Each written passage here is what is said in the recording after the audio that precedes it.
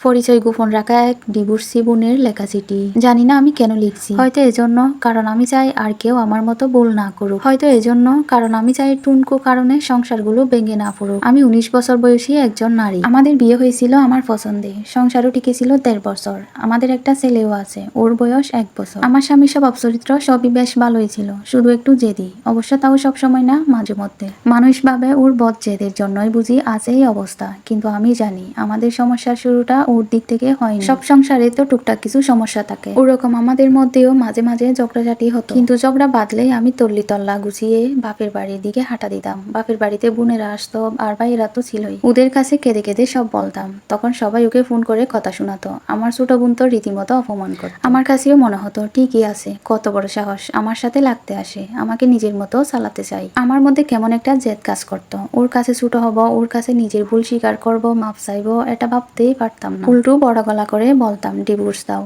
তোমার মতো লোকের সংসার কে করে। না, ডিভোর্স আমি কখনোই মন থেকে চাইনি, ওটা ছিল মুখের কথা। ওর সামনে ছোট হওয়ার চাইতে ডিভোর্স চাওয়াই আমার কাছে সঠিক মনে হতো। একদিনের কথা এমনও মনে পড়ে, সেদিন ছোট একটা ব্যাপার নিয়ে তর্ক করতে করতে দুজনেই খুব উত্তেজিত হয়ে পড়ি। রাগে আমার শরীর কাঁপছে, যা মুখে আসছে তাই বলছি, তুই তুকারি, গালিগালাজ, অপমান কিচ্ছু বাদ যায়নি। এক পর্যায়ে সহ্যের বাঁধ ভেঙে ও আমার গায়ে হাত তুললো। এর আগে কিংবা পরে কখনোই ও আমার গায়ে হাত তুলেনি, কিন্তু ওই একটা তাপ্পর, ওটাই আমি বাপের বাড়ি চলে গেলাম। আর হ্যাঁ, বরাবরের মতো এবারও নিজের দিকটা না বলে খালি ওর দিকটাই বলে গেলাম। মানুষের দোষ দিয়ে আর কি লাভ, সবাইকে যা বলেছি সেটার উপর ভিত্তি করেই তারা বিচার করেছে। পরিবারের সবাই বলল, এমন ছেলের সাথে সংসার করার কোনো দরকার নেই, মামলা টুকে দাও। আমি সবার পরামর্শে মামলা করলাম, ওর নামে নারী নির্যাতনের কেস করা হলো। খুব দ্রুতই ওকে পুলিশ ধরে নিয়ে গেল। ওর পরিবার থেকে মুরব্বীরা এসে বারবার অনুরোধ করলো আমি যেন মামলা তুলে নেই। ভেতরে ভেতরে আমিও চিন্তা করতাম, আচ্ছা আমার স্বামী কি আসলেই খারাপ? ও কি কোনোদিন নিজ থেকে আমার গায়ে হাত তুলেছে? আমি যদি ওকে এত কথা না শোনাতাম তাহলে কি ও আমার গায়ে সেদিন হাত তুলতো?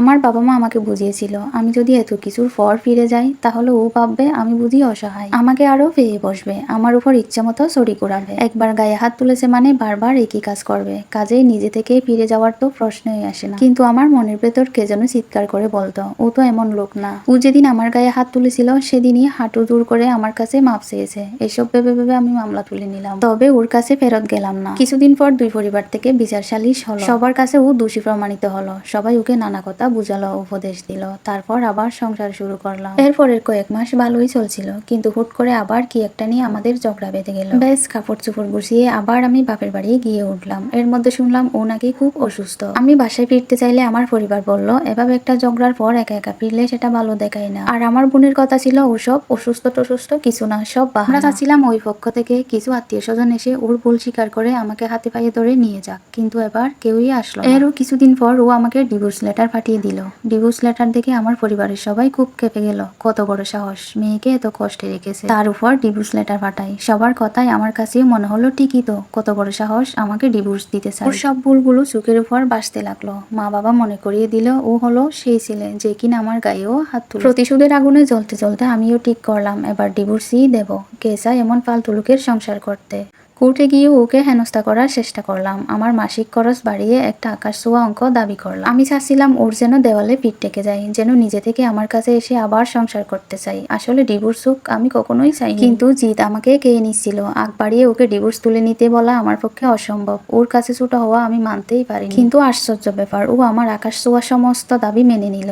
আমাদের ছেলেকে আমি পেয়ে গেলাম, ভরণ পোষণ, মাসিক খরচ, সম্পত্তি সব বিনিময়ে ও পেল শুধু ডিভোর্স। আমাদের ডিভোর্স হয়েছে আজ 3.5 বছর। ও আবারও বিয়ে করেছে, সুখেই আছে বোঝা যায়। আসলে ওর মতো ভালো স্বামীকে নিয়ে মেয়েরা হয়তো সুখেই থাকবে। এখন আমার নিজের কথা ভেবে আফসোস হয়, মানুষের মুখের কথা কখনো কখনো ছুরির চেয়েও ধারালো হতে পারে। ও আমাকে একবার থাপ্পড় মেরেছিল ঠিকই, কিন্তু আমি কথার তীরে ওকে ছিন্ন বিচ্ছিন্ন করে ফেলতাম। শারীরিক নির্যাতন করিনি সত্যি, কিন্তু মানসিকভাবে কষ্ট দিতাম। এসব কথা আমার মা বাবাকে কখনোই বলা হয়নি। নিজের দোষের কথা মানুষ কতটাই বা বলে। মাঝে মাঝে ভাবি, ইস, আমার পরিবার যদি একটু নিজে থেকে বুঝে আমাকে সংসার করার উপদেশ দিত। যখন আমি ওর কাছে ফিরে যেতে চাইতাম তখন ওর খারাপটা না বলে যদি একটু ভালো দিকগুলোর কথা মনে করাতো, আমি যদি নিজের জিদ নিয়ে পড়ে না থেকে একটু ওর কাছে নত হতাম, তাহলে হয়তো আজ আমাকে এই দিন দেখা লাগতো না। আমাদের সংসারটা খুব সুন্দর চলে যেত। আজ আমার ভাই বোন বন্ধু বান্ধব সবার নিজেদের সংসার আছে, কিন্তু আমার নিজের দোষের কারণে আজকে আমার সংসারটা নষ্ট হয়ে গেছে, আমার জীবনটা শেষ হয়ে গেছে। এই গল্পটা একটা আপুর জীবন থেকে নেওয়া।